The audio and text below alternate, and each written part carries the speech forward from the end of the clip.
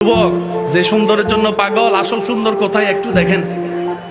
ইউসুফ নবীকে আল্লাহ নিয়ামত দেওয়ার কারণে সৌন্দর্যের মহিমা এমন পর্যায়ে পৌঁছায় গিয়েছে, মিশরের নারীরা আপেল লেবু কাটতে গিয়া খবর নাই, হাত কেটে ফেলছে, রক্ত পরে খবর নাই।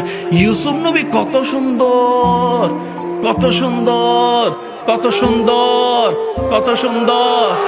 হাসরের ময়দানে সেই ইউসুফ নবীও মুক্ত হয়ে যার চেহারার দিকে তাকায় থাকবে, সেটাই আপনার নবী রহমাতুল্লিল আলামিন। মাথায় রাখবেন কথাগুলো। এবার বলেন, সুন্দরের মধ্যে আমাদের নবীর মতো সুন্দর? আমি সবার মুখে শুনতে চাই, সুন্দরের মধ্যে আমাদের নবীর মতো সুন্দর? আল্লাহর নিয়ামত পেয়ে মূসা নবী আল্লাহর হুকুমে লাঠি দিয়ে আঘাত করেছে, নহর তৈরি হয়েছে।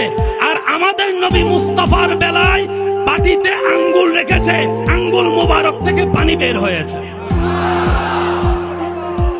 সবারটা শেষ যেখানে, আপনার আমার নবীরটা মাত্র সেখান থেকে। ভাগ্য গুণে সেই নবীর উম্মতের খাতায় আপনার আমার মতো গুনাহগারের নাম লাগা হয়েছে।